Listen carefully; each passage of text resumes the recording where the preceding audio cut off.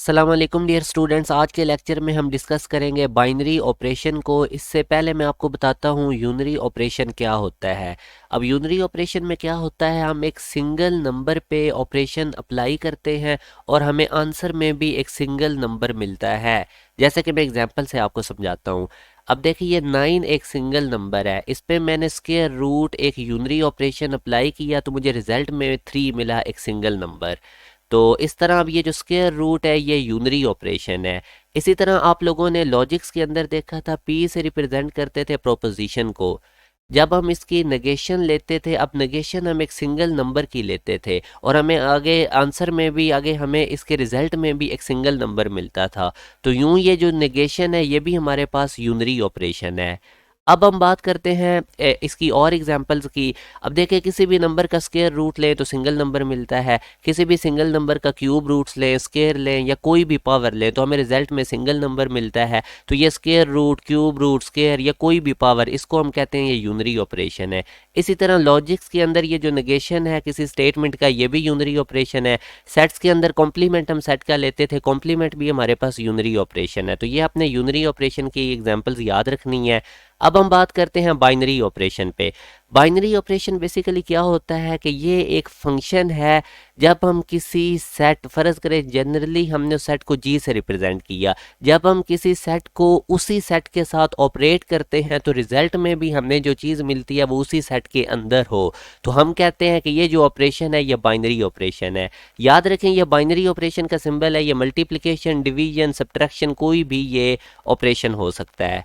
तो अब जैसे कि बेसिकली ये कुलैयर ला ही होता है। जैसे अब मैं आपको एग्जांपल देता हूँ, ये A B for all belong करते हैं रियल नंबर से। अब अगर मैं ए और बी को ऑपरेट करता हूँ तो मुझे जो आंसर मिलता है वो भी रियल नंबर से ही मिलता है। तो यही हमने कुलैयर ला पढ़ा था। तो बेसिकली जो हमारे पास बाइनरी ऑपरेशन है ये हमारे पास बेसिकली कुलैयर ला ही है। तो ये आप लोगों ने बाइनरी ऑपरेशन को कुलैयर ला ही समझना है। अब हम नेक्स्ट एक और चीज़ आपने याद रखनी है कि अगर कोई सेट जी बाइनरी ऑपरेशन को होल्ड करता है तो हम कहेंगे कि वो सेट जी क्लोज्ड है with respect to that operation. अच्छा, अब एक यूनिवर्सिटी का ओरिजिनल एमसीक्यूज में आप लोगों के साथ डिस्कस करता हूं कि आपने बताना है कि इनमें से कौन सा binary operation set of natural numbers hold करता है, सब्ट्रैक्शन का, डिवीजन का, एडिशन का या ऑल ऑफ दीज। तो अब सबसे पहले ये हमारे पास नेचुरल नंबर का सेट होता है, तो पहला ऑप्शन सब्ट्रैक्शन का है तो वो हम चेक करते हैं। अब मैं कोई से दो नेचुरल नंबर सब्ट्रैक्ट करता हूँ, जैसे मैंने 7 में से 4 को सब्ट्रैक्ट किया तो 3 आया और वो बिलोंग करता था नेचुरल नंबर से। अब मैं एक और काम करता हूँ, मैं 4 में से 7 को सब्ट्रैक्ट करता हूँ तो ये -3 आया जो कि नेचुरल नंबर से बिलोंग नहीं करता। तो इसका मतलब ये जो नेचुरल नंबर का सेट है ये सब्ट्रैक्शन की प्रॉपर्टी का ऑपरेशन तो होल्ड नहीं करता। तो ये अब हमारे पास बाइनरी ऑपरेशन ना हुआ। अब हम चेक करते हैं डिवीजन को। तो अब आप डिवीजन में देखें, अगर मैं 1 को 2 पे डिवाइड करूं तो 0.5 आता है जो कि सेट ऑफ नेचुरल नंबर से बिलोंग नहीं करता। तो अब ये बेसिकली डिवीजन का भी होल्ड नहीं करेगा ऑपरेशन। तो देखें मैंने आपको अभी बताया था कि बेसिकली जब भी बाइनरी ऑपरेशन की बात होगी आपने इसको कुलैयर ला ही समझना है कि आंसर सेट के अंदर होना चाहिए। अब मैंने 1 को 2 पे डिवाइड किया, 0.5 आया और वो सेट ऑफ नेचुरल नंबर के अंदर नहीं। और इसी तरह ऑल ऑफ दीज का ऑप्शन भी नहीं होगा। अब आप एडिशन में याद रखें, आप कोई से भी दो नेचुरल नंबर ऐड करें आपको रिजल्ट में भी एक नेचुरल नंबर ही मिलेगा। तो यूं इसका सी ऑप्शन ठीक है। अब हम एक और क्वेश्चन यूनिवर्सिटी का ओरिजिनल डिस्कस करते हैं। वो कहता है एक सेट एस हमारे पास ये है, -1 0 और 1। अब आपने पहला ऑप्शन बताना है कि ये क्या, ये division is binary operation on this set. तो सबसे पहले आप लोग ये चेक कर लें, अगर मैं इस सेट में कोई से दो नंबर 1 और 0 को आपस में डिवाइड करता हूँ तो ये अनडिफाइन है, ये आंसर इस सेट में नहीं है। तो यूं डिवीजन तो बाइनरी ऑपरेशन ना हुआ। अब हम एडिशन को चेक करते हैं। मैं ये देखें, ये 1 और -1 को ऐड करता हूँ, आंसर 0 आता है, वो इस सेट के अंदर है। आगे मैं अगर इस 1 के अंदर 0 को ऐड करूँ 1 आएगा, वो भी इस सेट एस के अंदर मौजूद है। अच्छा, अब अगर मैं -1 के अंदर 0 ऐड करूं तो वो भी इस सेट के अंदर मौजूद है। अब मैं एक और केस लेता हूं, मैं 1 को 1 में ऐड करता हूं तो अब आंसर 2 आया जो कि इस सेट एस के अंदर मौजूद नहीं।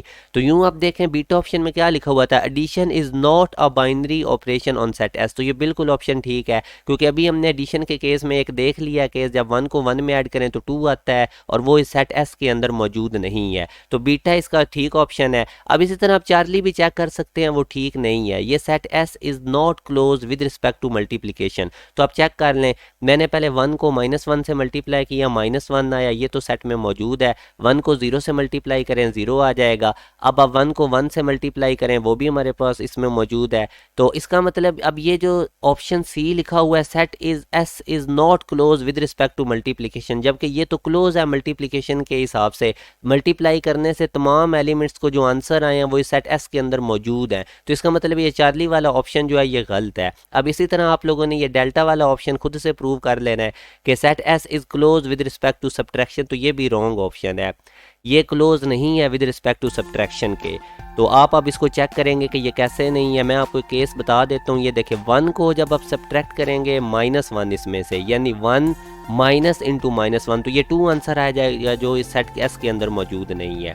तो ये आज का हमारा लेक्चर था जिसके अंदर मैंने आपको यूनरी ऑपरेशन और बाइनरी ऑपरेशन का कॉन्सेप्ट दिया। बाइनरी ऑपरेशन बेसिकली कुलैयर ला ही होता है। तो इंशाल्लाह नेक्स्ट लेक्चर में मुलाकात होगी। अपना ख्याल रखिएगा। अल्लाह हाफिज़।